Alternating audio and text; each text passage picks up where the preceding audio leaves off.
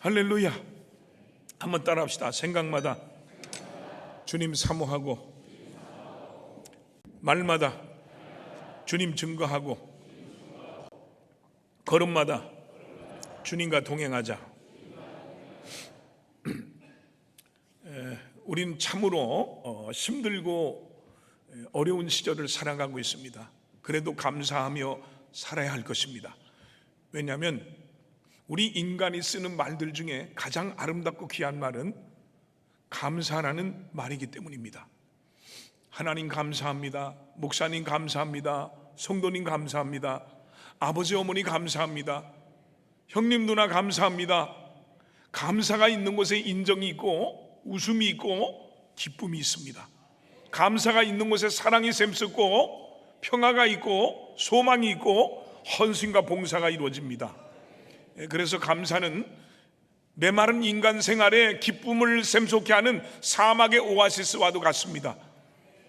불편했던 인간관계도 감사를 통해서 원만해질 수 있고요, 감사가 있는 곳에 믿음의 성숙한 모습을 볼 수 있게 됩니다. 칼 힐티는 그의 저서 행복론에서 행복의 조건 중에 첫 번째로 감사를 들고 있습니다. 감사하라, 그리하면 젊어진다. 감사하라, 그러면 발전이 있다. 감사하라, 그리하면 기쁨이 있다라고 가르쳐주고 있습니다. 감사를 모르는 사람은 언제나 그 마음속에 불만, 불평과 이 원망이 가득합니다. 그리고는 도대체 뭐가 감사할 게 있단 말입니까? 감사할 조건이 있어야죠. 경제적으로도 어렵고 불경제로 인해 기업이 위축되고 실직자는 증가하고 물가는 올라서 생활은 점점 쪼들리고 있어요. 20, 30대 젊은이들은 대한민국 선거관리위원회 비리와 사건으로 길거리로 막 쏟아져 나와서 부정선거와 재선거를 외치고 있어요. 또 세상 여기저기 전쟁의 소식만 들려오고 있어요. 또 국가적으로, 사회적으로, 정치적으로 모든 것이 불안하고요, 노사 간에 여러 가지 갈등을 일으키고 있고요, 온통 문제투성인 상황 속에 살고 있는데 뭐가 감사합니까? 하고 반박을 하면서 감사하지 않고 사는 사람들이 많이 있습니다. 그러나 무엇보다도 중요한 것은 감사는 모든 조건이 훌륭하고 평탄할 때보다도 극심한 어려움 속에 있을 때 더욱더 흘러넘친다는 사실입니다. 이 건강할 때는 이 건강에 대한 감사를 모르지만 병들었을 때 이 건강의 고마움을 느낄 수 있습니다. 운전을 하면서 도로를 달릴 때 대나되는 가로등불의 고마움을 모르지만 깜깜한 밤 앞길을 분간하기 힘들 때는 가로등불의 환함을 느낄 수 있는 것입니다. 그래서 감사는 조건이나 환경이 좋을 때만 하는 게 아니라 우리 성도들은 매일매일 삶 속에서 항상 하나님 앞에 감사하며 살아야 합니다.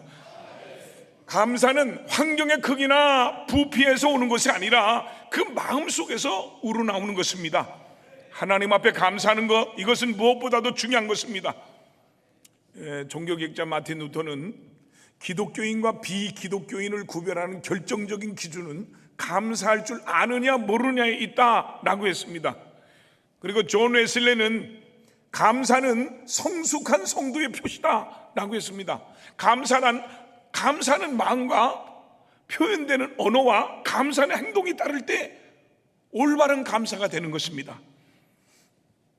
미국의 오래전에 어느 탄광에서 깽이 무너지는 사고가 났어요. 무너진 흙을 파헤치며 구조대가 들어갔어요. 그런데 이상한 일이 벌어졌어요. 원망과 불평 속에서 짜증을 부리며 안절부절하던 사람들은 그 구조대가 오기도 전에 이미 다 죽어버렸습니다. 그러나 그런 절망적인 환경 속에서도 하나님께 감사하며 찬송하며 기도하고 침착하게 구조대를 기다린 사람들은 활기차게 살아있었습니다. 감사는 새 생명을 공급해 줍니다. 그래서 잠언서 17장 22절에 보니까 마음의 즐거움은 양약이라도 심령의 근심은 뼈를 마르게 한다 그랬습니다.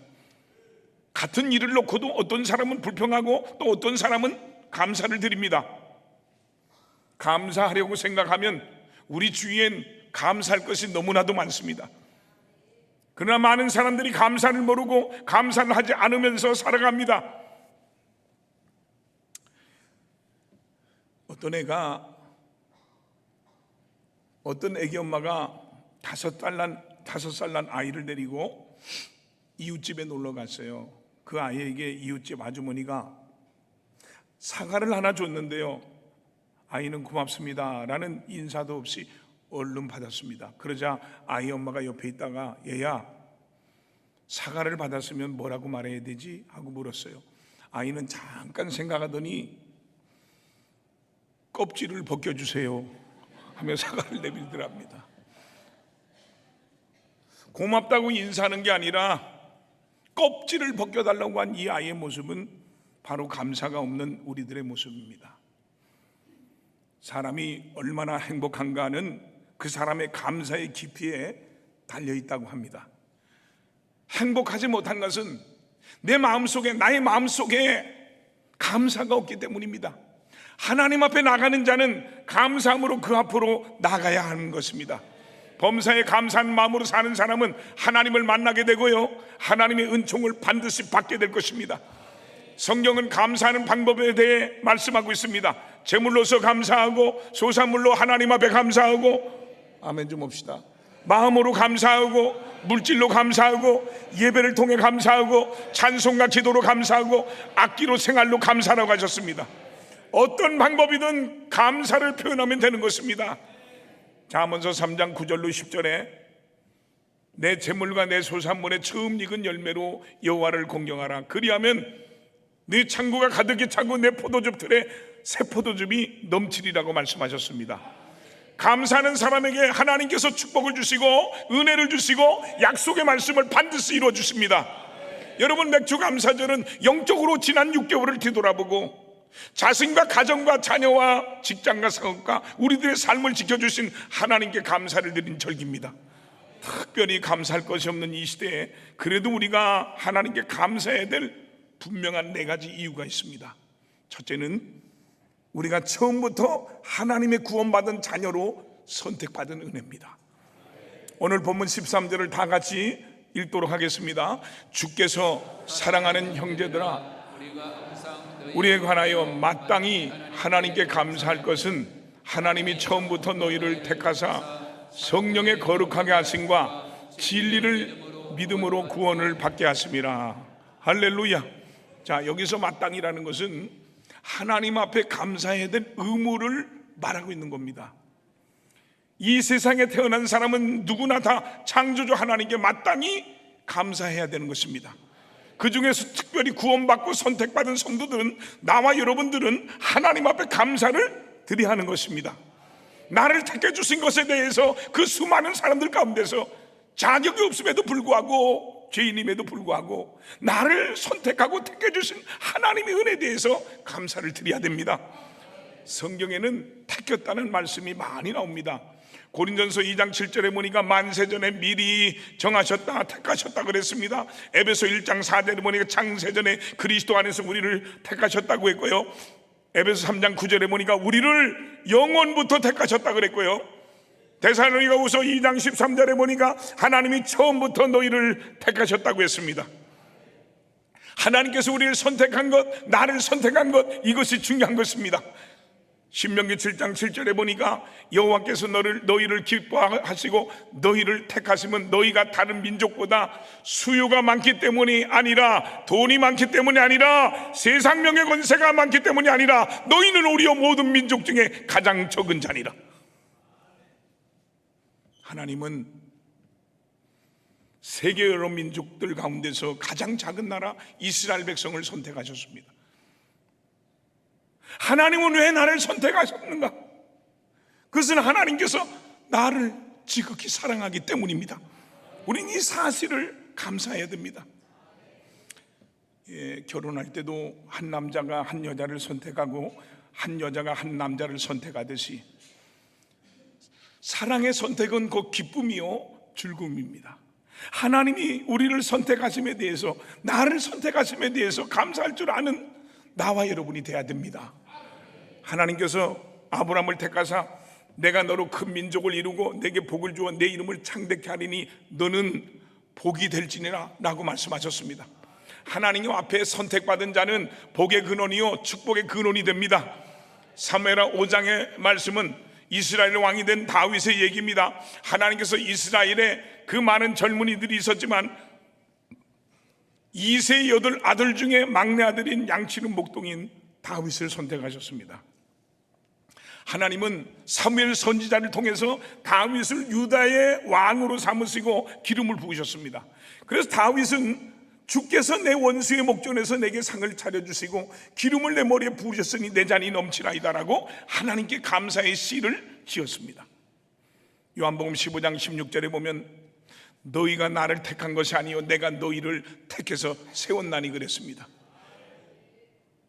우리가 하나님을 택하기 전에 하나님이 먼저 우리를 택해서, 나를 택해서 세우신 겁니다. 그러므로 우리는 우리를 부르신 하나님께 감사하고 찬송을 드리고 영광을 돌리는 것이 마땅합니다.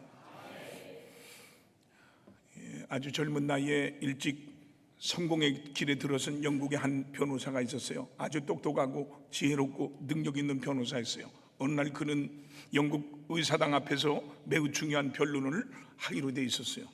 그러나 그는 너무나 많은 부담감과 긴장을 한 나머지 이 스트레스를 견디지 못하고 쓰러지고 말았어요. 그때부터 출세가도를 달리던 그의 인생은 점차 망가지기 시작했습니다. 정신청란 증세로 정상적인 생활을 유지할 수 없게 됐고, 극기하는 자신이 더럽고 추하고 무가치한 존재라는 생각에 자신을 괴롭히다가 절망해서 자살을 하려고 했습니다. 그러던 어느 날 그는 절박 가운데 강에 투신 자살하려고 강으로 갔는데요, 사람들이 너무 많아서 거기서 죽는 것을 포기했습니다. 그래서 이제 집으로 돌아와 가지고 이 기둥에 목매달아 죽으려고 목에 줄을 메고 매달렸는데 그만 끊어져 버렸어요. 그래서 그는 또다시 서재에 있던 오래된 칼로 자기 배를 찔렀지만 늑골에 닿으면서 칼끝이 부러지면서 참기 어려운 고통만 남게 됐습니다. 그날 밤 일기에 그는 이렇게 기록하고 있습니다. 갑자기 하나님의 모습과 하나님의 사랑이 나에게 압도해 왔다. 나는 무릎을 꿇고 소리쳤다. 주님, 이 죄인을 긍휼히 여기사 이 영혼을 구원해 주시옵소서. 그러자마자 나는 새 생명과 새 희망이 나에게 물결처럼 밀려옴을 느낄 수 있었다. 나는 새 사람이 되었다. 하나님의 사랑과 자비는 내 것이 되었다라고 기록했습니다. 고난과 역경으로 이어졌던 그의 생애는 생명과 감사로 이어지기 시작했습니다. 생명을 주신 것, 이것만으로도 감사했습니다. 그리고 자신의 변화된 삶의 모습과 그 사랑의 간격을 서로 시로 고백하기 시작했습니다. 그렇게 해서 나온 시가 바로 나와 여러분이 즐겨 부르는 찬송가 258장의 가사입니다. 그 주인공은 바로 올레엄 카우퍼로 영국 문학사에 있어서 고전 문학가로 손꼽히는 인물입니다. 그는 스가랴 13장 1절 그날의 죄와 더러움을 씻는 셈이 다윗의 족속과 예루살렘 주민을 위하여 열리리라는 구절을 읽다가 은혜를 받고, 더러움을 씻는 셈이 바로 예수 그리스도께서 십자가에서 흘리신 보혈이라는 사실을 깨닫고 자신의 신앙 고백을 담아서 샘물과 같은 보혈은 주님의 피로다, 보혈의 피를 씻으면 정하게 되겠나라고 감사의 노래를 했던 것입니다. 여러분, 깜깜한 어둠 중에 있는 우리를 하나님의 자녀로 택하시고 구원하신 것은 이 복음을 전해서 많은 영혼을 구원하라고 선택하신 것입니다. 우리 모두는 하나님의 자녀로 선택받은 것을 감사하며 하나님이 맡겨주신 사명을 잘 감당하는 지혜로운 성도들이 다 되시기를 주님의 이름으로 축원합니다. 두 번째로 우리를 성령으로 거룩하게 하심을 감사해야 됩니다. 오늘 본문 13절 말씀을 다 같이 읽읍시다. 성령의 거룩하게 하심과, 자, 하나님께서는 나와 여러분을 택해 주실 뿐만 아니라 거룩하게 만들어 주셨습니다. 성령 체험한다는 것이 방언하고 환상을 보고 능력을 행하고 그것을 얘기하는 게 아니에요. 변화된 사람의 모습을 보여줘야 그게 진짜 성령 받은 사람의 모습입니다. 성령으로 성화시켜 주시고 의롭게 만들어 주신다고 하셨습니다. 토기장이가 진흙을 깨끗이 정화해서 그 정화된 진흙으로 아름다운 그릇을 제조하는 것처럼 나와 여러분 한 사람 한 사람을 택하셔서 성령으로 우리의 성품을 깨끗하게 의롭게 정화시켜 주시고 우리 속에 있는 모든 죄와 더러움과 미움과 저주와 악한 생각들을 쫓아내 주시고 우리의 삶과 인생을 거룩하게 해주십니다. 내가 스스로 거룩하게 된 것이 아니라 성령을 통해서 거룩하게 되는 역사가 나타나는 것입니다. 요한복음 8장에 보면, 말씀에 보면 간음한 여자를 용서한 얘기가 나와요. 서기관과 바리새인들이 하나님 말씀대로 뜻대로 산다는 그들이 간음하다가 현장에서 잡힌 여인을 예수님께 끌고 옵니다. 그리고는 이렇게 말합니다. 선생님이요, 모세의 율법에 이런 여자는 돌로 치라고 명령하셨는데 선생님은 어떻게 하시겠습니까? 하고 묻습니다. 그때 예수님께서는 너희 중에 죄 없는 자가 먼저 돌로 치라고 하시고 땅에 앉으셔서 손가락으로 땅에 글을 쓰기 시작하셨습니다. 그 말을 듣고 가슴이 찔린 그 사람들이 다 떠나갔습니다. 예수님께서 그 여자에게 나도 너를 정죄하지 않아오니 가서 다시는 죄를 범치 말라고 하셨습니다. 이것은 삶의 변화를 말씀한 겁니다. 흑암에서 광명으로, 고통에서 평안으로, 질병에서 건강으로, 절망에서 소망으로, 저주에서 축복으로, 실패에서 성공으로, 불행에서 행복으로 변화되는 것입니다. 변화받았기 때문에 하나님 앞에 감사해야 하는 것입니다.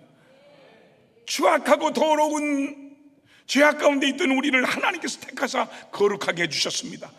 우린 그것에 대해서 감사해야 됩니다. 장로교 창시자인 칼빈은 은혜는 죄인이 의롭게 되는 것이고 은혜롭게 되는 것이고 의인이 성화되는 것이다 라고 말했습니다. 거룩하게 하시는 성령의 은혜가 오늘 여러분 모두에게 가득하기를 주님의 이름으로 축원합니다.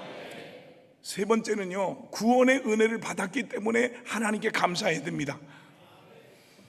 오늘 본문 13절로 14절을 다 같이 읽어봅시다. 진리를 믿음으로 구원을 받게 하심이니 이를 위하여 우리의 복음으로 너희를 부르사 우리 주 예수 그리스도의 영광을 얻게 하려 하심이니라. 할렐루야. 구원은 하나님의 말씀 진리를 믿음으로 나타납니다. 구원은 임박한 악과 위험으로부터 구출해낸다는 뜻으로 죄로 말미암아 오는 형벌과 죄의 권세와 죄된 생활에서 구원해내는 것을 가리키는데요, 그 구원은 예수님으로 말미암아 나타나게 되는 것입니다. 예수님을 통해서 구원받게 되는 것에 대해서 우리는 하나님 앞에 감사를 드려야 됩니다. 구원은 믿음이 있어야만 받을 수 있습니다. 예수님을 믿어야 하고 성경 말씀이 진리임을 믿어야 되고 내가 은혜 받은 것을 믿고 이 약속의 말씀이 성취될 것을 믿어야 구원을 받을 수 있습니다. 하나님께서 그 믿음을 보시고 역사해 주시는 겁니다. 큰 믿음을 가진 자에게는 크게 역사하시고 작은 믿음을 가진 자에게는 작게 역사하십니다. 그 믿음대로 이루어지고 구원해 주시는 것입니다. 여러분, 기독교는 사회사업이나 인격수양이나 오늘 예술운동이나 그리고 지상의 유토피아를 목적으로 삼지 않습니다. 공산주의 사회주의자들은 이 땅에 유토피아를 만들겠다고 말합니다. 그러나 기독교 신앙은 그게 아닙니다. 우리 예수님께서 십자가를 지신 최대의 목적은 영혼 구원입니다. 교회의 사명은 잃어버린 영혼을 구원하는 것입니다.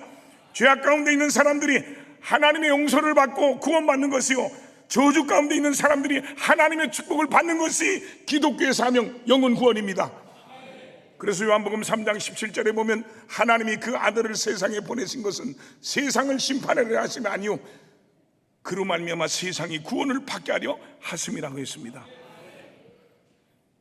심판하는 것이 목적이 아니라 구원하는 것이 목적입니다. 세상의 모든 법은요, 심판하는 데 목적이 있어요. 믿음을 가지고 하나님 앞에 나오는 자는 누구든지 다 구원을 받을 수 있습니다. 다 용서함을 받을 수 있습니다. 사도행전 2장 21절에 누구든지 주의 이름을 부르는 자는 구원을 받으리라 그랬습니다. 사도행전 16장 17절 이하의 말씀을 보면 바울과 실라의 얘기가 나옵니다. 귀신 들린 여인을 고쳐준 일로 바울과 실라는 억울하게 좋은 일을 하고도 빌립보 감옥에 갇히게 됐습니다. 그들은 그런 악조건 속에서도 하나님을 의지하고 찬양했습니다. 사도행전 16장 26절에 이렇게 말합니다. 이에 갑자기 큰 지진이 나서 옥토가 움직이고 할렐루야, 문이 곧 다 열리며 모든 사람의 메인 것들이 다 벗어진지라. 하나님 앞에 감사하시기 바랍니다. 하나님 앞에 감사하고 찬양할 때 하나님께서 우리의 모든 결박을 풀어주실 것입니다. 죄에서 구원해 주시고 사탄의 악한 결박에서 구원해 주시고 멸망에서 구원해 주시고 하나님의 진노하심에서 구원해 주시고 원수의 공격에서 구원해 주시고 육신의 질병에서 구원해 주시고 곤고함에서 구원해 주시고 환난과 고난 가운데서 건져 주십니다. 하나님의 절대적인 의지와 목적은 우리를, 나와 여러분을 구원해 주시는 겁니다. 개인이 구원을 받으며 한 사회와 나라가 구원을 받고 온 인류가 구원받는 역사가 하나님의 섭리라는 것을 분명히 믿기를 주님의 이름으로 축원합니다. 마지막으로 네 번째로 우리에게 위로와 소망의 은혜를 주셨기에 감사를 해야 됩니다. 오늘 본문 마지막 16절 17절 다 같이 읽어봅시다. 우리 주 예수 그리스도와 우리를 사랑하시고 영원한 위로와 좋은 소망을 은혜로 주신 하나님 우리 아버지께서 너희 마음을 위로하시고 모든 선한 일과 말에 굳건하게 하시기를 원하노라. 할렐루야. 주님은 우리의 마음을 위로하십니다. 상처받은 마음을 위로하시고, 할렐루야, 자비를 베푸시고 은총을 베풀어 주십니다. 하나님의 위로를 받은 나와 여러분들은 세상에 나가서 위로의 말을 하며 선한 일을 행함으로 하나님의 사랑을 전달해야 됩니다. 이사야 51장 3절에 보니까 나 여호와가 시온의 모든 황폐한 곳들을 위로하여 그 사막을 에덴 같게 그 광야를 여호와의 동산 같게 하였나니 그 가운데 기뻐함과 즐거움과 감사함과 창한 소리가 있으리라 그랬습니다. 하나님의 위로하심은 황폐한 곳이 에덴 동산같이 되는 것과 같고요, 사막에서 물이 나오는 것과 같아 기쁨과 즐거움과 감사함이 넘치게 된다고 하셨습니다. 하나님은 누구를 위로해 주십니까? 시편 39편 7절에 이렇게 말합니다. 주여 이제 내가 무엇을 바라리요? 나의 소망은 주께 있나이다. 하나님께 소망을 두는 자를, 하나님께 모든 것을 맡기는 자를 하나님께서 위로해 주십니다. 힘을 주십니다. 소망을 가진 사람은 강한 용기를 갖고 새로운 의지를 갖고 삽니다. 그러나 오늘날 수많은 사람들의 비극은 그 마음속에 미래의 삶 가운데 소망이 없다는 겁니다. 내일에 대한 꿈도 소망도 없습니다. 이것이 이 사회의 비극입니다. 예수님을 믿는 우리들은 내일에 대한 꿈과 천국에 대한 소망을 가지고 살아야 됩니다. 가나의 혼인잔치에서 포도주가 떨어졌을 때 예수님께서 물로 포도주를 만드셨습니다. 그런데 이것은 처음 것보다 더 맛있고 향기로웠습니다. 세상의 일은 처음에는 좋았다가 나중에는 비극으로 끝이 납니다. 그렇지만 기독교는, 우리의 신앙과 믿음은 처음보다 나중에 점점 더 좋아집니다. 현실보다는 미래에 더 좋은 것이 기다리고 있는데 이것이 그리스도 안에서의 소망인 것입니다. 매일매일 하나님의 역사와 미래를 바라보고 기쁨으로 사는 사람이 소망이 있는 것입니다. 우리는 하나님을 바라봄으로 소망을 가져야 됩니다. 어느 여집사님이 있었는데 45살의 젊은 나이에 안타깝게 폐암으로 세상을 떠나게 됐어요. 요즘 암 환자가 얼마나 많은지, 너무 많아서 그냥 짧게 기도해 주는데도 1시간 반이 걸려, 다 하려면. 너무 많아서 이렇게 나눠서 시간 맞춰서 제가 기도해 주는데요, 너무 많아. 이 폐암 말기의 고통은 이 병으로 받는 고통 중에 제일 괴로운 고통이라고 합니다. 오래전에 우리 권사님 남편이 폐암으로 죽는 모습을 봤는데요, 제가 보기에도 너무 힘들었던 기억이 나요. 우리 모두 건강하게 살다 갈 수 있도록 기도하십시오. 그런데 그 집사님은 자기의 생명이 며칠 남지 않은 것을 알고 일기를 썼어요. 그리고 마지막 세상을 떠나면서 남편의 손을 꼭 잡고 그 손에다 뭐라고 썼느냐, 감사라고 쓰고 눈을 감았다고 합니다. 그 집사님의 일기장에는 고통 속에서도 감사한다는 말뿐이었습니다. 어제보다 오늘이 고통이 덜했던 것을 감사했고, 무엇보다도 자기가 주님을 믿고 기쁘게 살게 해주신 것을 감사했고, 아이들이 신앙을 갖게 된 것을 감사했고, 그동안 행복하게 살았던 것을 감사했어요. 죽는 순간까지 감사하다 세상을 떠났고, 고통 중에서도 감사를 잃지 않았어요.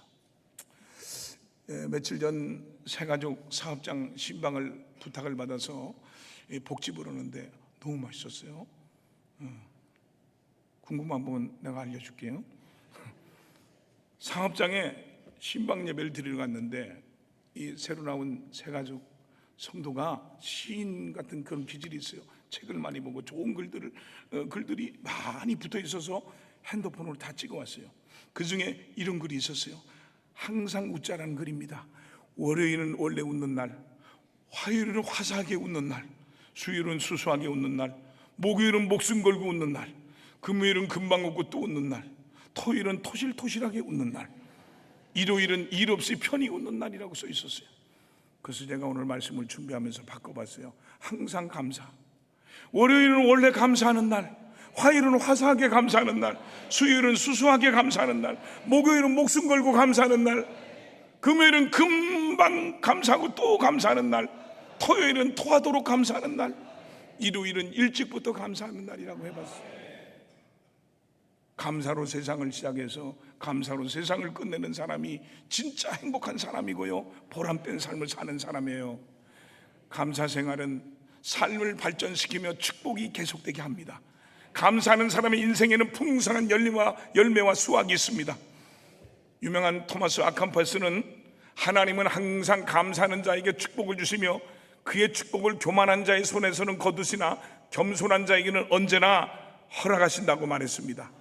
겸손할 때 하나님께서 은혜와 축복을 내려주십니다. 교만한 자에게는 패망이 있을 뿐입니다. 그래서 잠언서 16장 18절에 보니까 교만은 패망의 선봉이요 거만한 마음은 넘어짐의 앞잡이라 그랬습니다. 잠언서 29장 23절에 보니까 사람이 교만하면 낮아지게 되고 마음이 겸손하면 영예를 얻으리라 그랬습니다. 누가복음 17장에 보면 10명의 문둥병 환자의 얘기가 나와요. 문둥병자 10명이 예수님께 우리를 불쌍히 여겨주소서 하고 소리 높여 말하는 것을 보시고 예수님께서 그들을 고쳐주셨어요. 그런데 그 중에 한 명만이 와서 예수님께 감사를 드렸습니다. 이에 예수님께서 10사람이 다 깨끗함을 받지 않았느냐? 그 아홉은 어디 있느냐고 물으셨습니다. 그리고 받은 바 은혜에 감사하러 온 그 한 사람에게 일어나 가라, 내 믿음이 너를 구원하였느니라 라고 축복해 주셨어요. 수많은 사람들이 하나님의 은총을 받았습니다. 하나님께 기도 응답을 받고 하나님의 치료를 받고 살았습니다. 그러나 그 중에서 과연 몇 명이나 하나님 앞에 나와서 감사와 영광을 돌렸겠습니까? 맥주 감사절을 맞이해서 우리 자신을 되돌아봐야겠습니다. 오늘 이 맥주 감사절은 한번 자신의 삶을 되돌아보고 하나님의 은혜에 감사하라는 겁니다. 받은 것을 감사할 줄 아는 자에게 하나님께서 30배, 60배, 100배의 축복을 더해 주시는 것입니다. 사도 바울은 감사하는 생활을 했습니다. 죄에서 건진받은 구원의 은혜를 감사했습니다.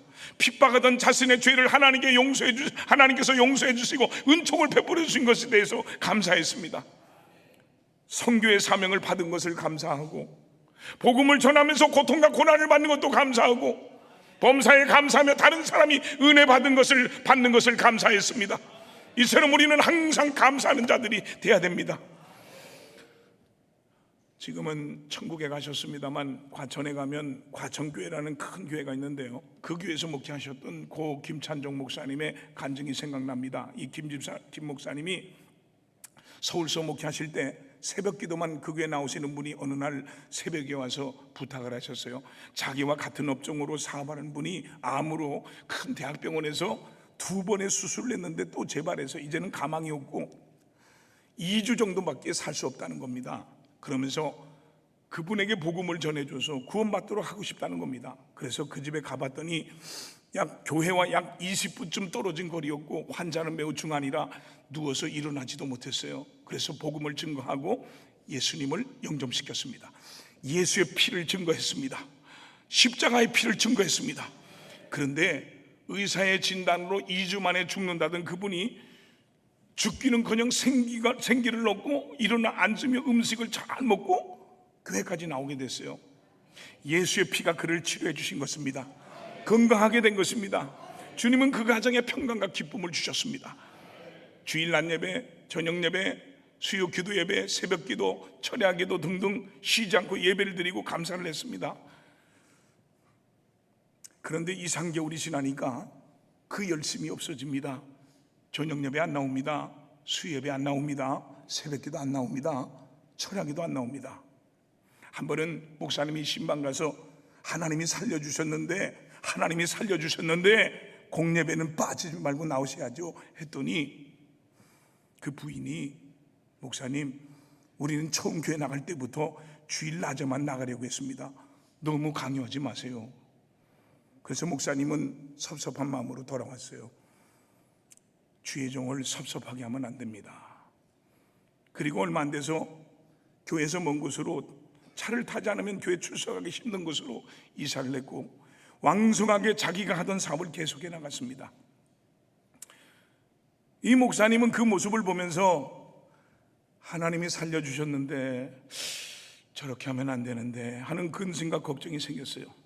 그리고 그 후에 목사님은 과천에 있는 과천교회로 목회지를 옮겼습니다. 그러던 어느 날 봄날 그분의 부인이 목사님을 찾아와서 아무 말도 하지 않고 하루 종일 말없이 눈물만 하염없이 흘리면서 앉았다가 갔습니다. 그의 남편은 다시병이 재발해서 한 달 전에 죽었습니다. 여러분, 병든 나에게 건강을 주셨고 살려줬으면 그 은혜를 알고 감사할 줄 알아야죠. 하나님이 가난했던 나에게 물질 축복을 주셨으면 감사할 줄 알아야죠. 조금만 나아졌다면 하나님이 주신 은혜를 잃어버리고 교만해지고, 조금만 잘 된다고 하면 게을러지고, 조금만 높아졌다고 하면 오만불순하고, 자기가 죄인인 체 아는 자는 정상적인 신앙인이 아닙니다. 또 꼭 병들고 실패하고 고통받고 엉망진창돼야 겸손하게 되는 사람도 바른 신앙인이 아닙니다. 축복받았을 때 하나님의 은혜로구나 하고 느끼고 깨닫는 사람이 올바른 신앙인입니다. 욥이 그랬습니다. 엄청난 재산과 부러울 것이 없는 지위와 명성이 있었지만 그는 겸손한 신앙인이었습니다. 그럴 때 하나님은 욥을 절망에서 건져주시고, 할렐루야, 그의 말년에 갑절의 은혜와 축복을 주셨습니다. 감사하라는 시가 있습니다. 나의 구원자이신 하나님께 감사하라. 모든 것을 주시는 이에게 감사하라. 과거가 아닌 지금 시간을 인하여 감사하라. 예수께서 내 곁에 계시니 감사하라. 상쾌하고 부드러운 봄철을 인하여 감사하라. 어둡고 쓸쓸한 가을을 인해 감사하라. 내 영혼 안에 있는 평안을 인하여 감사하라. 기도를 응답하시는 이로 인하여 감사하고, 기도를 응답하지 않으신 이로 인하여 감사하라. 고통을 인하여 감사하고, 즐거움을 인하여 감사하라. 절망 중에 위로하심을 인하여 감사하라. 슬픔을 인하여 감사하고, 기쁨을 인하여 감사하라. 아무도 측량할 수 없는 은혜로 인하여 감사하라. 비교할 수 있는 사람을 인하여 감사하라. 내일의 소망을 위해서 감사하라. 데살로니가전서 5장 18절에 범사에 감사하라. 이는 그리스도 예수 안에서 너희를 향하신 하나님의 뜻이라고 했습니다. 오늘 이 말씀을 늘 묵상하며 감사하는 생활을 하시는 여러분들이 다 되시기를 주님의 이름으로 축원합니다. 그리고 지난 6개월을 돌아보고 맥주 감사절을 맞이해서 범사에 감사함으로 감사를 통해서 하나님의 기적과 은총과 축복을 체험하는 복된 성도들이 다 되시기를 주님의 이름으로 축원합니다.